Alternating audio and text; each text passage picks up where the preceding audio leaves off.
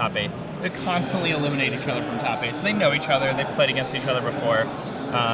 Max is from New York. I'm not sure if he's from Manhattan. Nick's from Brooklyn. So from the same area. They've certainly played against each other many times before. They certainly have respect for the other one. Both of them play a very high-level game, constantly talking about what every single thing means and how it means people sideboarded, things like that.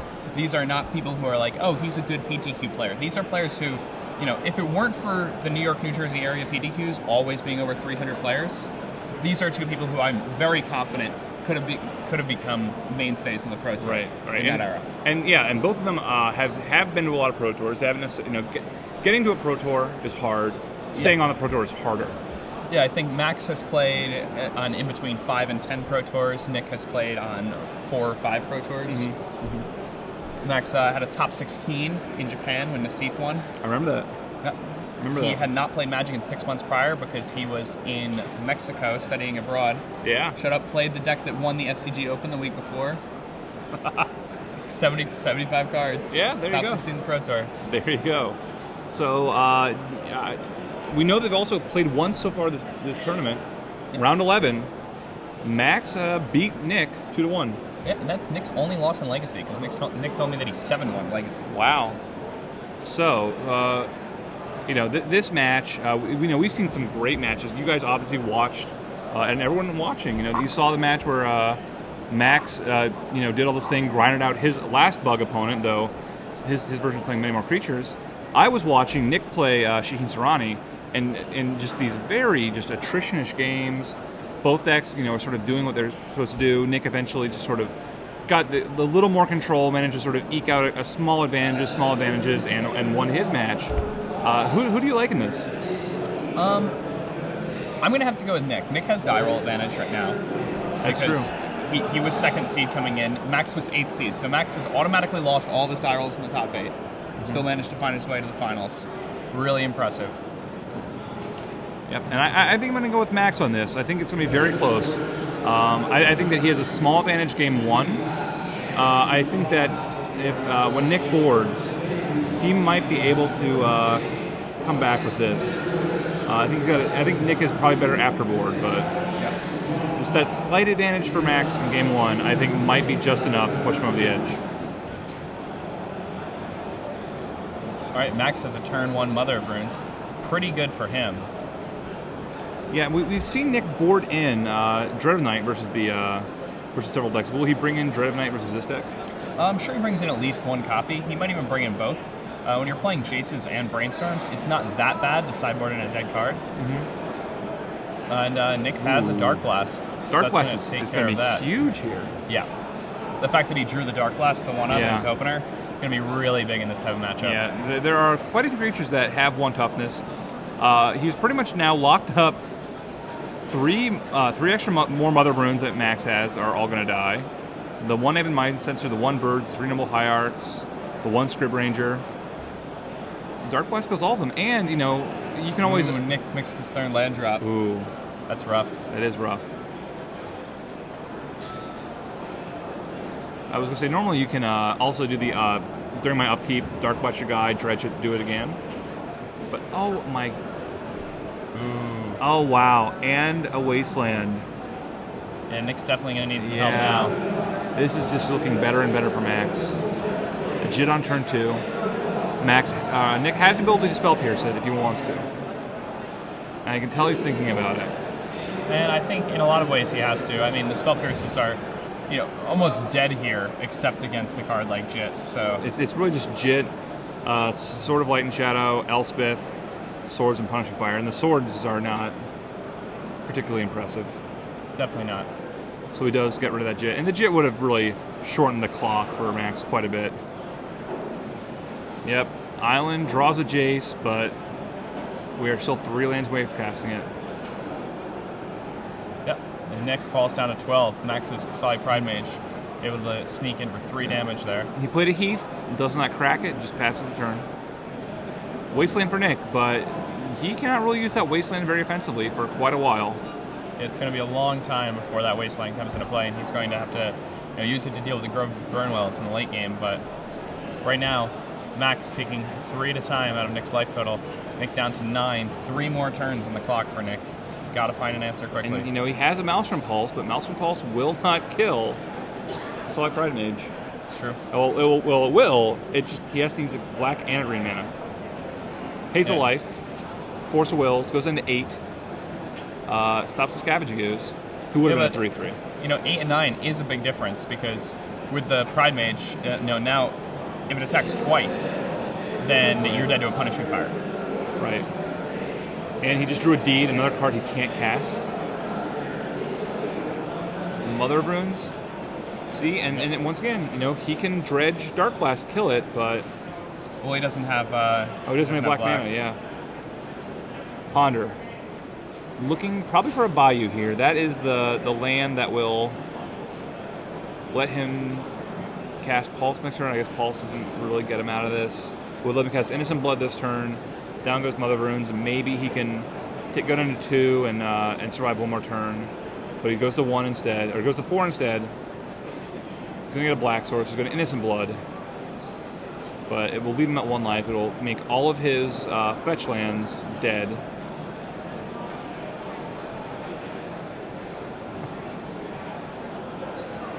Yep. And Nick has a Maelstrom Pulse for the Solai Pride Mage, but it's got to be this turn. Noble Hierarch? And that's it. Yep. So we're on to game 2. Quick game 1 there in the finals. Nick Spagnolo stalling on 2 lands, keeping a 2-lander on the draw, not drawing in any more. Yeah, that was, considering the length of the games we've seen previously. Yes. That was different. So the card that I think is going to define this most for Max at least is Choke. Definitely. You're looking at Nick's mana base. Creeping Carpet still untaps, but that's the only way he has to produce blue that will untap with a Choke in play. Yeah, and Nick has no way to kill the Choke once it's on the table. No, he does have 1 Maelstrom Pulse. Oh, you're right. He does and he has 3 Deeds. So he has ways to deal with it, but it is not going to be easy.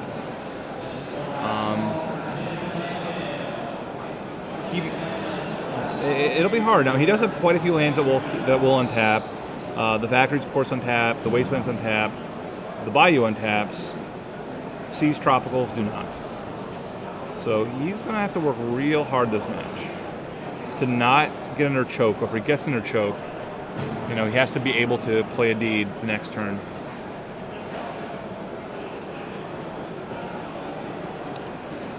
His sideboard, though, he has Perish. Perish, excellent here.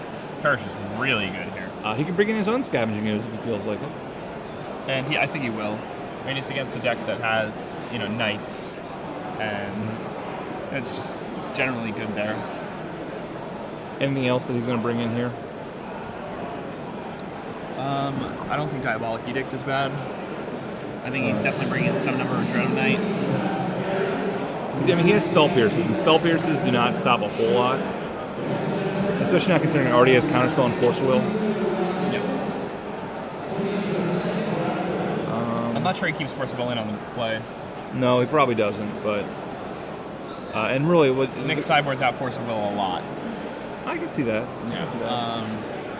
He and I talk about that all the time, how people are always seeing how we sideboard, and we just take out Force of Will in almost every matchup. Yeah. I hate that card. It's like one of those cards you just need to keep people honest, but once they know you got it, you're like, yeah, whatever. Yeah.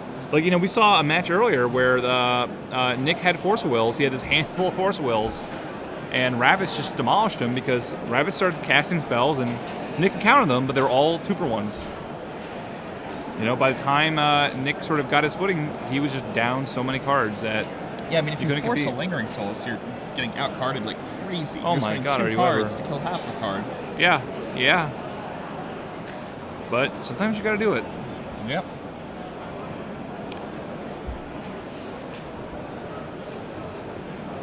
Dark Blast is one of those tokens, spending 1 card to deal with a 4th one card. Lingering Souls, pretty good card. Yeah, Lingering Souls. Thanks, Tom. That was a Tom LaPalle card? I don't know if it was one of his cards. It was his set. he's from my area, and so when he the second he started working at Wizards, this guy we knew who's like a world-class curmudgeon. I think it was like the next set, like a set that that was like printed before Tom even started working there. I think it was Shards Valar or something. He started. This guy I know, like he lost in a draft and then complained about how Tom Apilli had ruined Magic. And every time he'd lose the draft, he'd be like, "My opponent played random bomb rare. Thanks, Tom." And so we started attributing everything that went wrong with the world to Tom Apilli. Massacre Worm. Yeah. Thanks, Tom. Yeah. It's more like I'm happy they printed Massacre Worm though. I mean, Yeah. they found a really nice balance between too good and I'm sorry, I may have pooped my pants. Yeah, and it's funny. It's funny that it's actually not good right now in Standard. It's so close to being good. It's like so close. It's on the edge. It's on the edge. But yeah, Black Sun Zenith. Like the white decks tend to get just slightly too large for it to actually kill things by the time you actually get to 6 mana. I'd like to see it come back. They printed Elshnorn, which, as far as constructed goes, kind of makes Massacre Worm a little bit obsolete. Yeah, it's 1 more mana. Does it permanently. Also, and the thing is if you're going that route, you're going to be playing black and white anyway, and it's easier to cast, 1 more mana, and it also pumps all your guys, which is relevant because if you're playing any range of deck, like regardless of how aggressive or how controlling you are, if you're in those color combinations, you're going to have 4 copies of Lingering Souls in your deck, and then Elshnorn gets a lot better. It sure does. It sure does. Lingering Souls is like a Broodmate Dragon for 3 mana with flashback for 2. It feels like that sometimes. It does. Now, I know that Tom was on being interviewed at some place, and he said that if he could go back, he would have made it 3 mana to flashback, like black and 2. I think that would have helped it out a lot. I would still play it. I still think it was a very good card, but now it's really, really good. In Modern this week, you guys can expect me, if you're playing in any online PTQs, to flashback a Lingering Souls and then cast a Goblin Bushwhacker with Kicker and kill you. So, that's nice. You can all look forward to that. That's cute.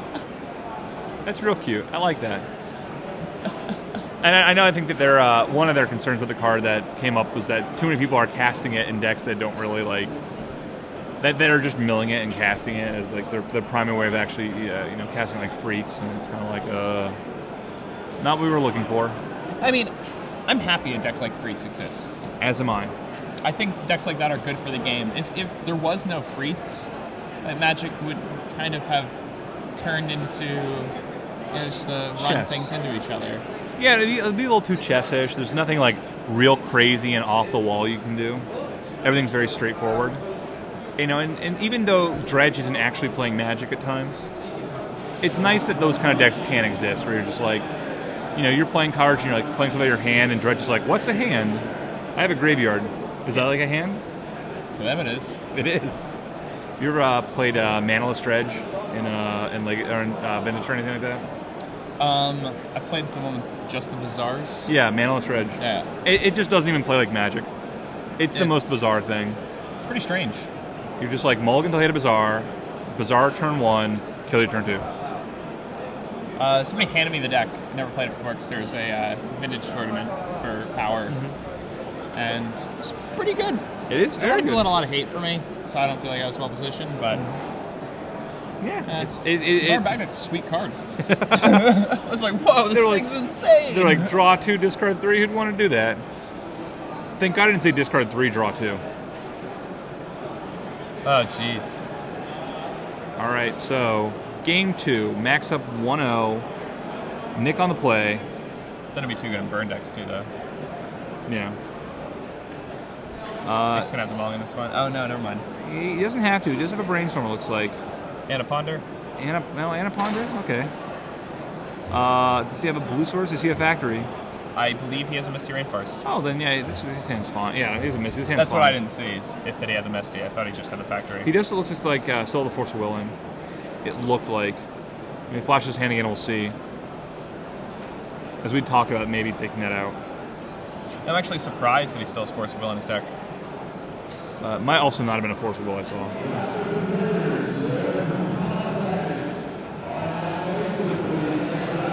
ponders, looks top 3. Sees a couple lands, which is what he wants to see, so.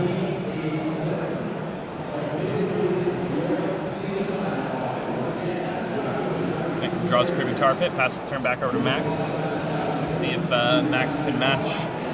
They can. Use turn 1 Noble Hierarch. Ideal turn 1 play for Max here. Inquisition. Yep. Inquisition. Gaddock Teague. Choke. Punishing Fire. Some white card. It's a new bordered white card. It looks like a Mystic. Newfangled. It is a Stoneforge Mystic. Alright, so scrolling over. I love this zoom cam. It is nice. I think he probably chokes here. That card, you know, he's got a force for it, but obviously Max can play Teague to get around that, and so he would have to deal with one or the other. He could, you know, take the Teague and he'll still choke. I like just taking choke. Such a scary card for Nick. Yeah, it's really bad news that card resolves against Nick. Yeah, just one of those cards that if they both get into sort of a top-decking situation and Max draws it, it's pretty scary.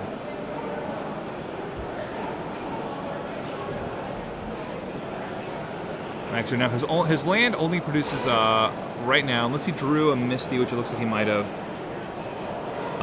The Grove only produced red, so if he wanted to cast a Teague or a Hierarch, he would have had to have to, or Teague or a Mystic would have to cast a Hierarch. But now that he apparently drew a Misty, he can just go ahead and cast one of those, whichever one he wants to do more. Probably the Mystic, I imagine. Max gets a free point of damage. Sacrifices fetch land, and I believe he's probably going to go for Stoneforge Mystic here. Nick's deck only has 2 spell snares, so. Yeah, it seems like a pretty good card to do. And, like, you know, you can always try and do Dag Teague first. Oh, but he has a spell snare. Yeah. And I mean, another thing about you know, just playing Stoneforge there, I mean, Nick's deck has cards like Innocent Blood in it in order to get nab cards like Geist that he might not be able to kill with, say, Ghastly Demise, or when he doesn't have a graveyard. Having Innocent Blood is nice against Goyts, right. It's good against Mongoose too. But Max's deck has Mana Guys, and those can protect cards like Stoneforge Mystic. They can. They can. They do very well. Looks like he still has a Creeping Tar Pit, still has a Mishra's Factory, so plenty of lands on Nick's side. I think 3 cards in hand total.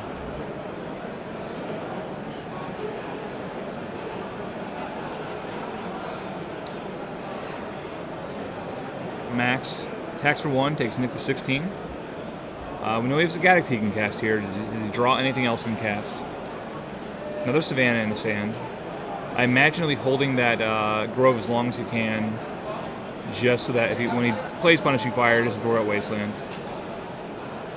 And there's Teague. That'll shut off the Force of Will in Nick's hand. He could force it, but he may just want to brainstorm away the Force. Yeah, yeah, I don't like forcing it here. Really but it's going to be dead. Oh, it is very aggressive, and here he goes. Wow, pitching Brainstorm. He is really trying to keep Max off having any real board. He's gone very aggressive this match. But, oh, he has a Jace. Yeah, Twisted Fate Jace there for Nick Spagnolo. +2. He knows, of course, Max has a Punishing Fire in his hand. So that will remove 1 counter, or 2 counters off Jace. Plus the attack from Noble Heart can remove more. Remove 1 more. The nice thing is that Nick is, you know, by +2ing the Jace, he gives himself the opportunity to untap with the Jace, and then that'll let him brainstorm and hopefully use the cards that he draws off the brainstorm to protect it. Right. Max can also play the Grove here and be basically guaranteed to get 2 Punishing Fires out of it. Let's see, he has something better to use with mana. Tax, Jace goes down to 4.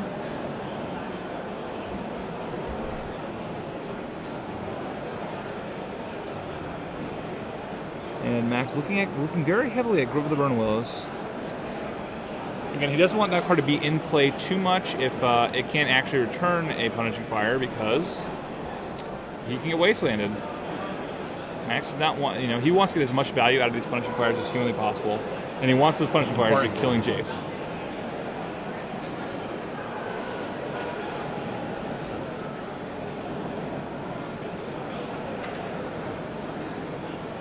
Yep, there's the Grove. I almost think you just have to Punishing Fire first, just in case he plays a Wasteland. That makes, he can just Wasteland in response to you casting Punishing Fire. You won't be able to get it back. But he draws a land, so that in itself is a little irrelevant right now. See if Nick chooses to Brainstorm a +2 here. I imagine he's got a Brainstorm. Yeah, I think so too, and that's what he does. Draws a Ghastly Demise. That will let him kill the Hierarch, but at the same time, Jace is also now dead to the Punishing Fire.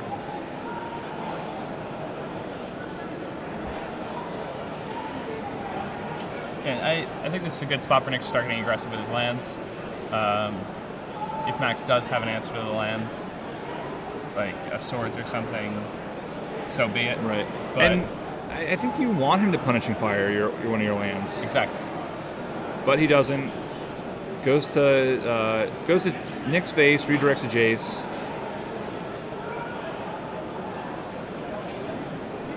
Max not going to be fooled by this land trick. He is going to go, again, at Nick, redirect to Jace. Set it up so that he can kill Jace next turn.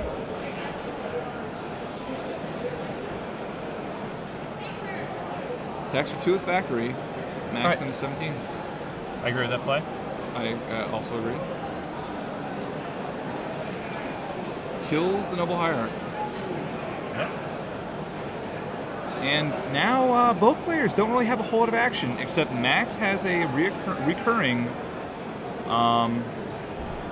Grove the Burnwell, recurring Punishing Fire, and he just drew a Knight. Now Nick does have a Diabolic. He does have Edict, so that will deal with the Knight. So he will still have to deal with this Punishing Fire, and Max, needs to play that first. He needs to play a land first, though. Well, no, he doesn't. He only needs 2 to get around Spell Pierce, which he has.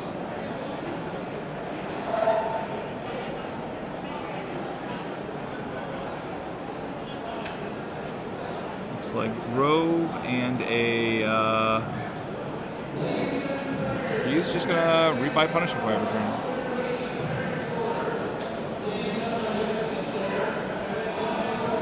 Yeah. It's a fine choice. Seems very reasonable. We've seen him win grindy games before, and he has no problem playing a deck like Bug and just grinding it out rather than trying to aggro it out.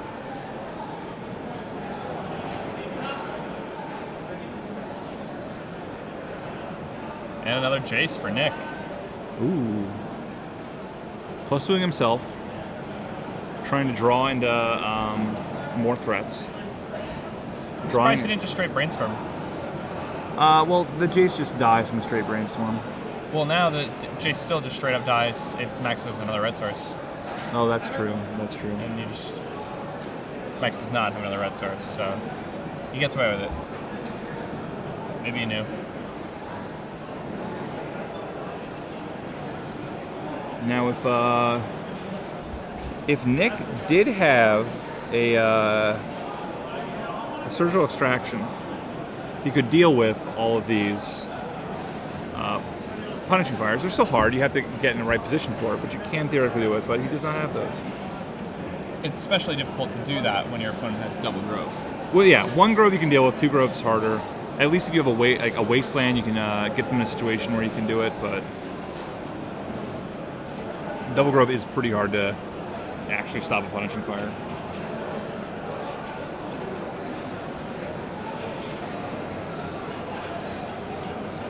Now, if you're Nick on the next turn, do you attack with lands before you decide what you're going to do with Jace? Because if Max, it's weird because then you don't know whether or not you want to attack the lands from the Brainstorm. But then at the same time, if Max decides to aim Punishing Fire at one of your lands, then you know you can just plus Jace. Yep. So I think you just Brainstorm main phase. Yeah, I think you do have to Brainstorm main phase. The real hard part for him is 2 of his Jaces are going to be dead. He doesn't have a lot of win conditions. No. You know, ideally he boarded in a Scavenging Ooze, so he has at least one more there, but...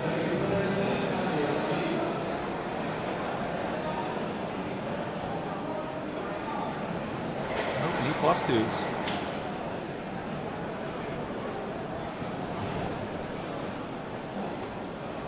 +2 puts Jace at 5. Gives Max another turn to try and kill him with the kill Jace with the Punishing Fire. Max will take 2. That's a little bit of a surprising attack because Max does have the Dryad Arbor in play, right? Yeah.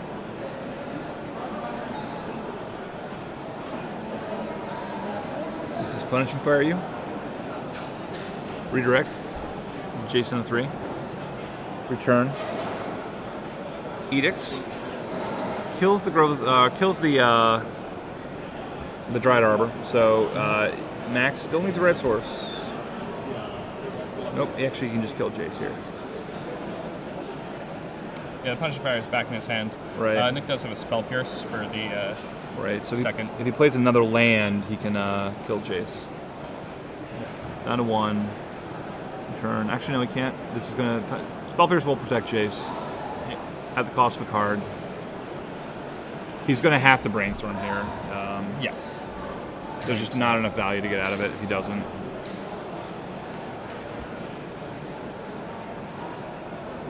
Max going through his deck. He's got a Red Elemental Blast. Gets another Taiga. Goes to 14. Nick Force has been gaining all kinds of life off this Grove of the Burn Willows, but that does not help Jace's life total out. It does not. And Jace's life total is what matters. Yep. He stops the Punishing Fire. And if he brought in Scavenging Ooze, this would be the time to draw it. Pretty good time to draw it. You get it up. You can make Max decide to be between killing Jace and killing the Ooze, but does he get it? It's a deed and an innocent blood and a land, so Jace's fate is sealed. He is going to die.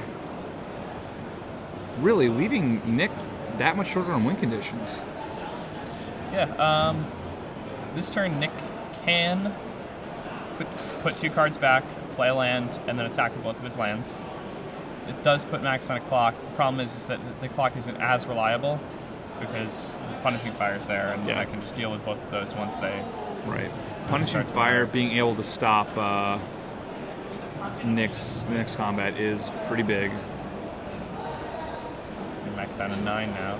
Yep, so we'll see the Jace die first of all. Jace dead. See another land hit.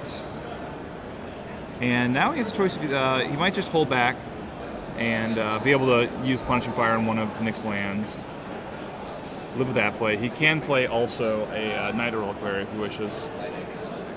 But he was, you know, playing it safe. Just grinding this one out. He feels he's probably ahead. Out comes the deed. Finishes deed, pretty good. Yep. It's going to, you know, again, Nick is setting this game up, so it's hard for Max to win, but it's also very hard for Nick to win. So we're settling. We might be settling into another long game. Yeah. Now Max is just using his groves to, you know, gain 1 life at a time and make Nick gain 1 life at a time, then shoot Nick for 2 at a time. Right. If anybody's ever played the Punishing Fire Control Mirror, you're well aware that this is one of the most miserable and obnoxious things that can happen in the game Magic the Gathering. I remember watching Splinter Twin Mirrors that came down to Grove, Punishing Fire, and it was, it took a while. Was not quick. Knight. Another Reliquary for Max. He says, okay, you got a deed. Gonna make you pop it.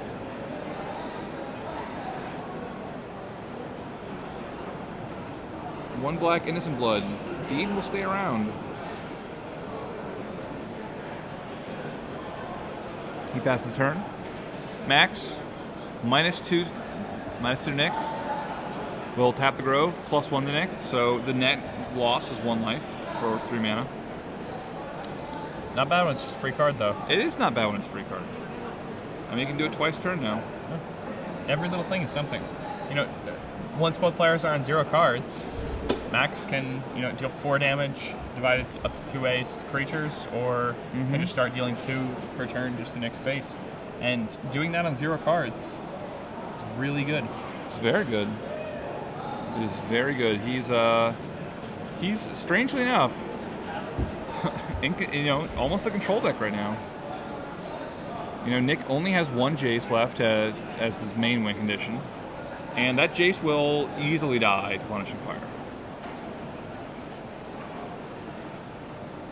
So Nick's going to have to work long and hard to set himself in this match up in such a way that he can actually win. And having all 3 Groves out too means what? Nick needs to get a Wasteland and a Loam to have really any shot.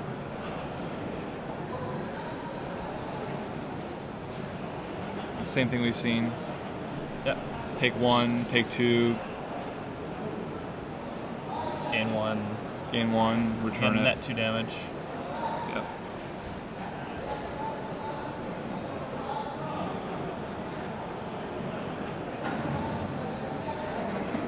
Misty Rainforest for Max. Gonna put him down to 8 here. Not extremely relevant. Yeah, and he doesn't, you know, as long as he has his Punishing Fire thing going, he doesn't have to worry too much about Nick being able to activate his lance and hit him back. Though again, if Nick does draw a Life No Loam, and he can find a Wasteland, that Grove combo dies pretty quickly. It falls apart really fast. 3 turns might not seem like a lot, but it is a lot in a game like this that threatens to go very, very long.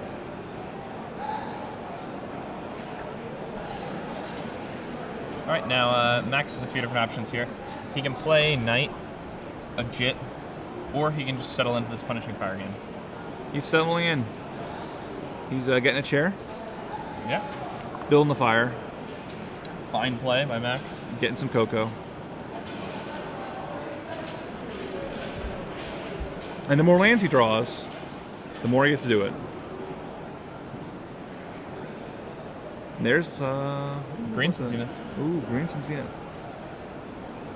What will I get from that? That will get him Scavenging Ooze. That can get him nothing else particularly exciting. Goes for 2. I imagine that's Ooze. Yet another card. He's going to try him. Solid Pride Mage. Pride Mage works too. I think he wants to force the D to pop.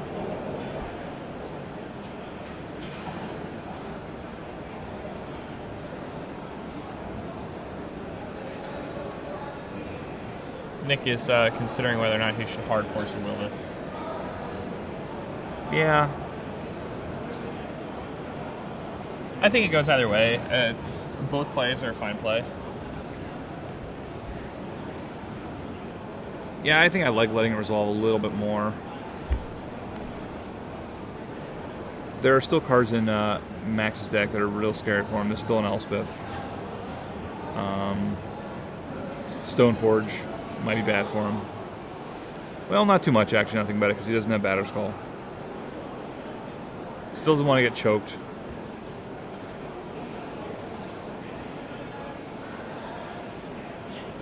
Yep. More Innocent Bloods. More Innocent Blood coming down. And yeah, we're just settling in here.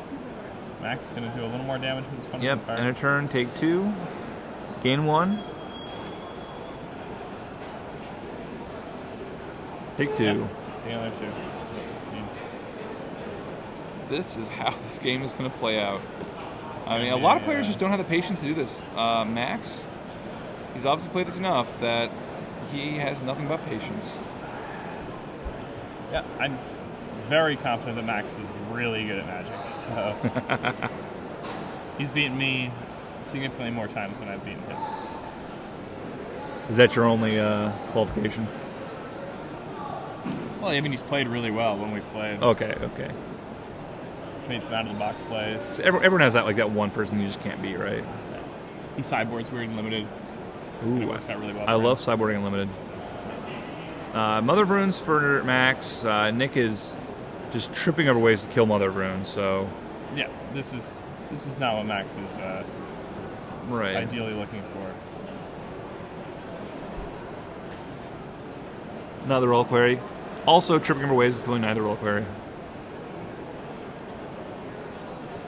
What he almost needs to do is, yeah, Dark Blast that.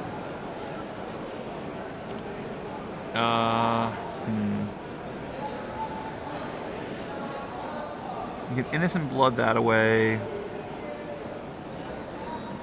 You know, what he really needs to do is just get in for a few more damage. You know, if really he can, hard, though. if he can, like this turn, Max is tapped out 4 mana. If he can, you know, if he had a way to stop, you know, if he had a natural counterspell or something, you could theoretically get in 3, get Max in a 5, threaten lethal, try to keep Max as always having enough mana to double Punishing Fire, might slow Max down enough for Nick to get something else going. Some blood dealing with the Knight of the Reliquary. Pretty good when you can kill another Reliquary for 1 black mana. It's pretty good, I would agree. Now, Nick also has a second, Mishra's Factory you can draw. So, yep, we'll Spell Pierce that. Get Max down to 5.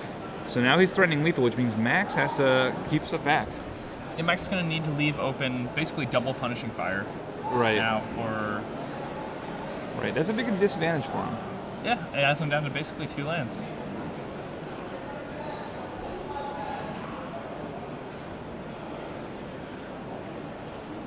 I'm just telling you, if Nick can just draw a Mishra's Factory, you know, that really pushes him above and over and above. He can pump the current one. That forces Max to really be able to Punishing Fire 3 times, or get on 2 life. And once he's at 2 life, Nick can just get enough counter spells to stop that.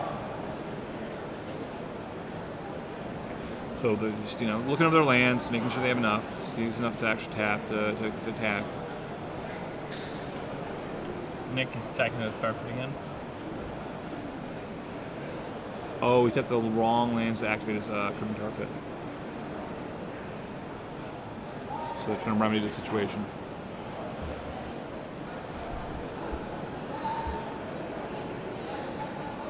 Yeah, he had the correct lands, 2 tap. Did not play any other spells. Yep.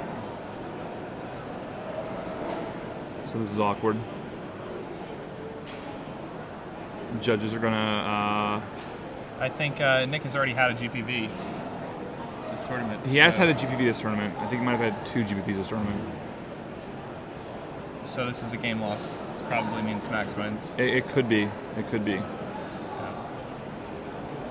We'll see. You know, he's... Yep. It would be a shame if it ended that way. It would be a great shame. In all fairness, Max did look like he was probably going to win this game. Yeah, I agree. I mean, there was a lot of dancing that can go around where Nick could position himself correctly to draw a factory. Yeah, to draw a factory. Just position loam. Right, loam for Wasteland, and just sort of force it on Max. So I know he's had, you know, Nick's had a few warnings. I think we'll see what the ruling is here about what happens here.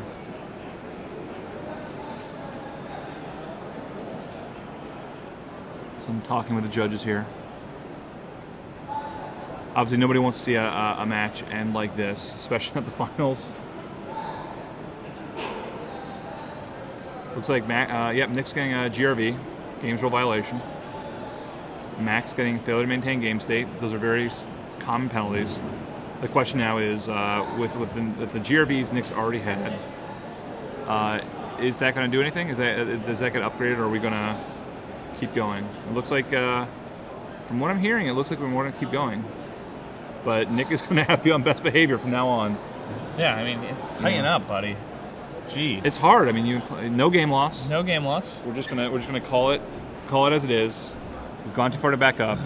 You know.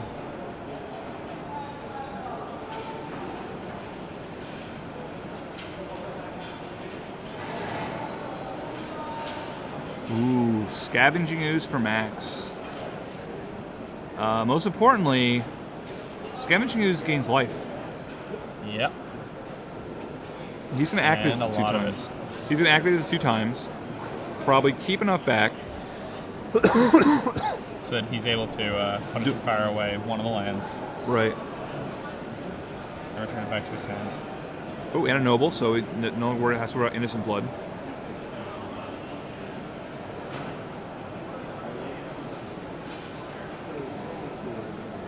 Removing the Dark Blast. Does not gain life from removing the Dark Blast, but cannot be dredged. Nick draws Wasteland. The card he has been needing for a while, but all of a sudden now... This is the exact turn where it wasn't the card you needed anymore. Right. He needed it last turn. He needed this turn before. He needed it sometime a few turns ago to help break up the Punishing Fire combo. But that's, yeah, he needs ways now to deal with Scavenging Ooze. And that's not going to be an easy thing to deal with. It is not. He does really take out big. one. Let's take out one of those Grow the Burn Willows. I imagine that will be returning a Punishing Fire.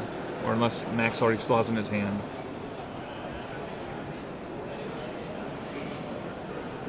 Max checking Nick's graveyard for a life from the loan. Not yet. No loan yet. Not found one.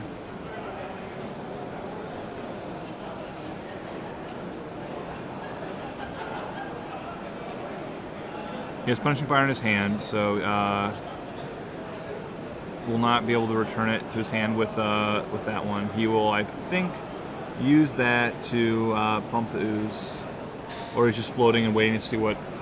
Yeah, I waiting mean, for Nick to enter his attack step before he. And it's his intention to enter his attack step, I should say, before he adds to the Ooze. That's right, already signing autographs. I was done playing.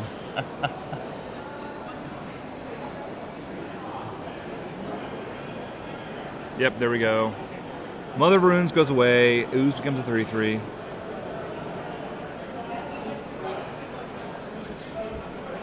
And Max looks like he has a Jit in his hand. He does. Pretty good against these lands. And if he can get the Jit His active. Punishing Fire is pretty good too. Removing a Noble Hierarch. Ooze gets a little bit larger. Max goes to 7. These lands are no longer lethal. Yeah, it can give Max a lot of breathing room. That's Scavenging Yeah. Ooze. 3 life now. Yeah, and now he can start getting a little bit aggressive with that. This is how he won his last match too. Yep. Just got back the life he needed to get. Could have been a Green Sun Zenith there. Could have been a Noble Hierarch. I believe it's a Green Sun Zenith. Yes, it is. Wild card. Wild card. You can get a. Still has Pride Nature left. Still has Scrib Ranger left. Still has Neither Reliquary left. Plenty of things left. Probably just, I imagine that his play will be to do nothing. Yeah, and Nick's going to take 6 here from that Scavenging Ooze. Mm-hmm. Now if Nick happens to draw one of his Pernicious Deeds, he can wipe the board. Yeah, Nick really needs Pernicious Deed at this point, though. Quite a bit, especially getting attacked for 6. That Punishing Fire combo, it does damage, but it's very slow. Ooze, a little bit faster. Ooh, and removes the Dryad Arbor. He's going all in with this Ooze, up to 7. And by doing that, then with the mana he taps on Nick's end step, plus mana he's going to tap during main phase, I believe that puts Nick dead next turn. I believe it. He did the math, figured it out. He needed one more removal thing this turn. That makes sense. Because then it's 8 this turn, putting Nick on 9, and then he can leave open the mana for double P Fire and finish Nick off. Right. And there's a Wasteland. Nick draws a Wasteland, not going to be good enough. Nope. Looks like Max Tietz is going to be our champion here. Right, he'll take out one of the Grow the Burn Willows. Max probably just having a colorless this time around.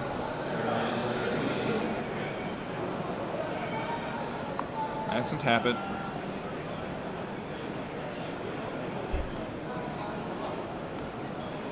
probably see one Punishing Fire hit Nick right here. Yeah. Punishing Fire going to knock Nick down to 7 now. Nick's going to go back up to 8 from that Punishing Fire. Take over the Burn Wells. Yep. So the Ooze, when it attacks, it will attack for 8. Nick can throw some creatures in front of it, but Punishing Fire will take them all out. Yep. But it will get him some life. It will get him some life. That certainly is relevant. A Scavenging Ooze coming in for exactly lethal damage.